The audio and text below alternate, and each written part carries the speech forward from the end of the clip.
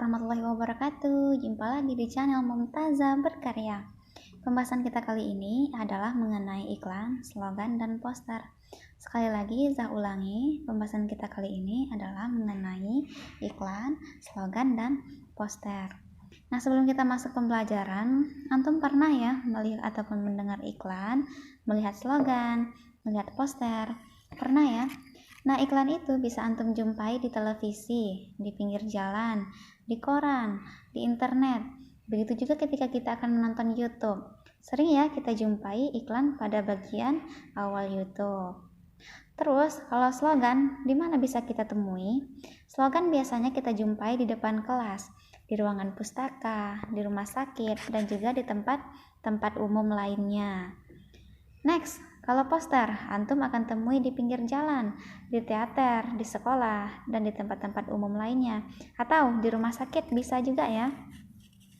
Oke, langsung saja kita masuk pada pembelajaran. Nah, coba antum perhatikan, berikut ini merupakan contoh sebuah iklan. Iklan minuman Floridina ya. Pernahkah antum meminumnya? Di dalamnya ada bulir-bulir jeruk gitu ya. Nah, kelihatan di sana tertera Orange Number One di dunia, Floridina Orange, Floridina Fresh to the Top, bulir utuh. Oke, biar lebih paham ya, langsung saja kita masuk pada poin yang pertama, itu adalah mengenai pengertian iklan. Iklan itu merupakan pemberitahuan yang bertujuan untuk mendorong atau membujuk khalayak, membujuk untuk membeli barang atau jasa yang diinformasikan atau ditawarkan. Kalau kita lihat dari contoh, si pembuat iklan membuat atau membujuk kita untuk membeli Floridina ya. Apalagi ketika kita melihat videonya. Wow, benar-benar bikin haus, buru-buru ingin minum, ingin beli gitu ya, karena kita ingin merasakan sensasi bulir-bulirnya. Nah, yang kedua itu mengenai ciri-ciri iklan. Ciri-ciri iklan yang pertama itu adalah bersifat informatif. Nah, apa itu informatif? Informatif itu merupakan suatu hal yang bersifat memberi informasi atau menerangkan sesuatu. Apa informasi yang diberikan oleh si pembuat iklan? Pastinya adalah mengenai minuman Floridina. Nah, yang kedua, iklan ditulis singkat, padat, tepat, jelas, dan mudah dipahami. Kelihatan ya, nggak berbelit-belit, tidak pakai kata pengantar, apalagi mukadimah, ataupun konflik atau klimaks seperti yang kita pelajari dalam teks-teks sebelumnya. Yang ketiga, iklan tidak boleh menyinggung produk lainnya. Nah, ini poin yang paling penting gitu ya, bahwa iklan tidak boleh menyinggung produk lain. Seperti iklan minuman Floridina ini, maka si pembuat iklan tidak boleh membandingkan minumannya dengan merek lain secara langsung. Atau iklan HP misalnya, membandingkan bahwa produk HP yang diiklankan lebih berkualitas dibandingkan produk lain. Tidak boleh ya, sangat fatal akibatnya. Yang terakhir, yang keempat, iklan harus menarik perhatian orang banyak. Oke, namanya saja kita mengajak konsumen untuk membeli barang dan jasa yang kita tawarkan ya. Tentu saja harus menarik ya. Coba saja ketika kita menjual makanan, hal yang pertama dilihat tentu bentuknya ya. Jika bentuknya bagus, pasti kita ingin mencicipinya. Jika warnanya lebih menarik, tentu kita lebih tergiur lagi ya. Maka dari itu sajikanlah iklan dengan menarik. Yang ketiga itu adalah jenis-jenis iklan. Nah, iklan ini berdasarkan media yang digunakan terbagi atas dua. Yang pertama itu adalah media cetak. Media cetak tahu ya, media cetak itu seperti koran atau majalah. Nah, iklan yang disampaikan itu memanfaatkan media tulis dalam menyampaikan pesan-pesannya. Nah, iklan di media cetak ternyata juga terbagi atas dua. Yang pertama dikatakan dengan iklan baris. Mengapa dikatakan sebagai iklan baris? Karena iklan tersebut hanya terdiri dari beberapa baris saja. Coba perhatikan contoh ini ya. Dalam tulisan iklan baris itu disingkat-singkat ya. Hal ini bertujuan agar iklan tersebut tidak terlalu panjang dan harganya pun lebih terjangkau. Contohnya dapat dilihat pada dua contoh itu ya. Butuh segera perempuan atau wanita untuk cleaning service, gaji 3-5 juta per bulan. Pendidikan minimal SMA sederajat, usia minimal 20, maksimal 30 tahun, diberikan pelatihan untuk kerja di Brunei, jika berminat hubungi bla bla bla bla. Jauh ya di Brunei. Selanjutnya itu butuh uang, cepat dijual rumah di depan kantor Bupati Kamang, LT itu bukan Lintang Timur ya, tetapi LT itu adalah luas tanah 12 meter persegi, luas bangunan 3 kamar tidur, 2 kamar mandi, 1 garasi, harga 110 juta, nego, jika berminat hubungi nomor bla bla bla bla.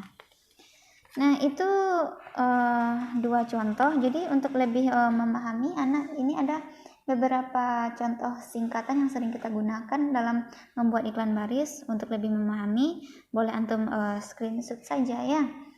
Silakan untuk di screenshot.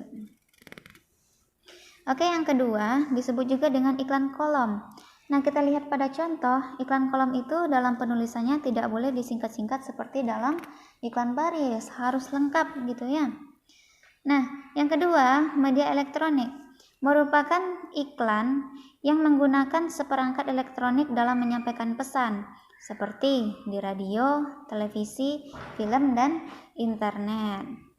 Nah, selanjutnya berdasarkan isinya, iklan ini terbagi atas beberapa buah. Yang pertama itu adalah iklan pemberitahuan atau pengumuman, merupakan jenis iklan yang bertujuan untuk menarik perhatian khalayak tertentu melalui sebuah informasi atau pemberitahuan tertentu. Contoh lainnya seperti iklan reuni alumni sekolah, iklan acara kerja bakti, dan sebagainya. Selanjutnya iklan penawaran atau iklan niaga. Nah, iklan penawaran atau niaga ini merupakan jenis iklan yang bertujuan untuk menawarkan barang atau jasa kepada khalayak ramai agar dibeli oleh target konsumennya.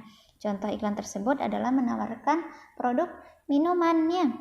Nah, contoh-contoh lainnya itu bisa iklan penjualan makanan, iklan jasa pengobatan, iklan produk HP, produk mobil, motor, dan produk-produk lainnya. Yang ketiga adalah iklan layanan masyarakat. Iklan layanan masyarakat merupakan jenis iklan yang bertujuan untuk memberikan penjelasan dan pencerahan mengenai sesuatu hal. Biasanya diterbitkan oleh instansi atau lembaga pemerintah untuk meningkatkan kesadaran masyarakat pada isu-isu tertentu. Contoh lainnya adalah iklan ajakan menghemat listrik, larangan membuang sampah sembarangan, dan sebagainya. Oke, selanjutnya slogan yang keempat ya, merupakan serangkaian kata-kata atau kalimat yang relatif pendek, yang umumnya sangat menarik dan mudah diingat oleh orang banyak. Nah, slogan itu digunakan untuk memberitahukan atau menyampaikan informasi, menggunakan kalimat yang menarik, mencolok, dan mudah diingat ya.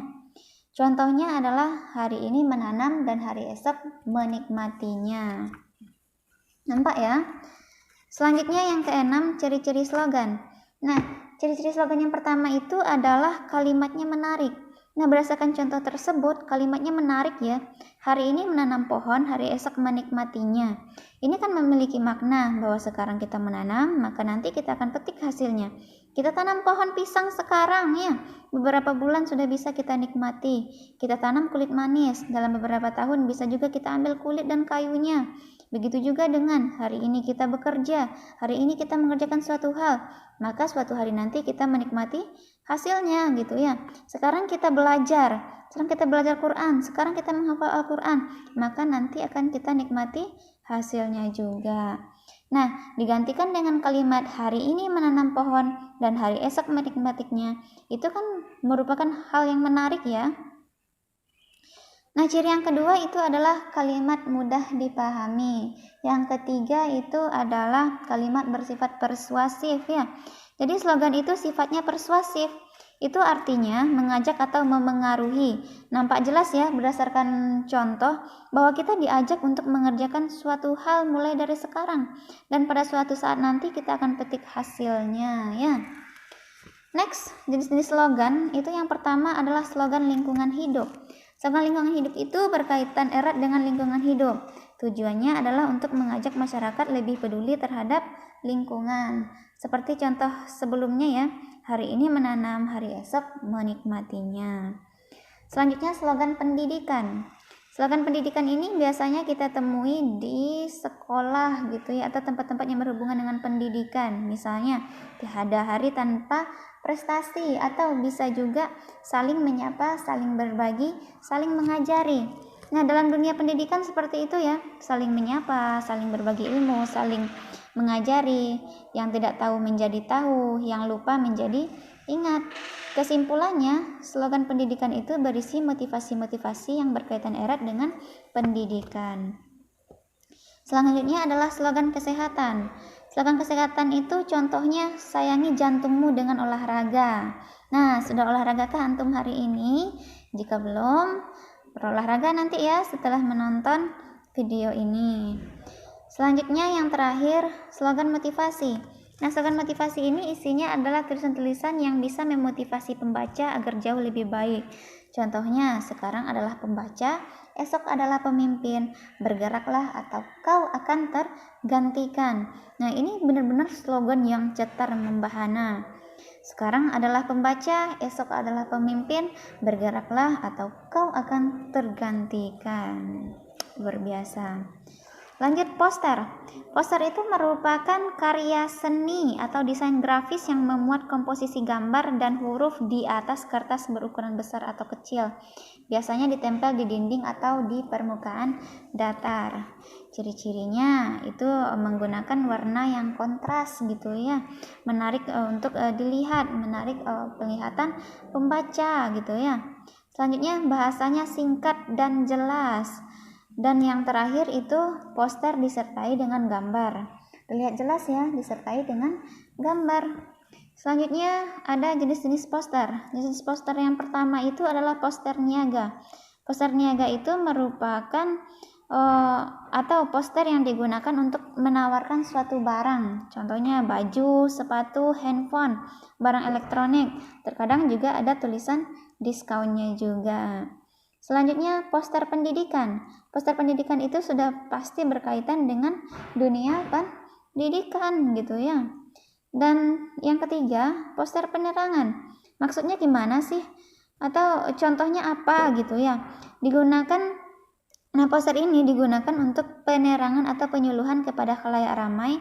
Biasanya digunakan oleh instansi pemerintahan untuk program memberikan penerangan mengenai suatu program, atau bisa juga dalam bentuk pilkada ya. Selanjutnya yang terakhir, poster kegiatan. Biasanya disertai dengan waktu, tempat, nama, kegiatan yang dilakukan gitu ya. Oke, sampai di situ pembelajaran mengenai teks iklan, slogan, dan poster.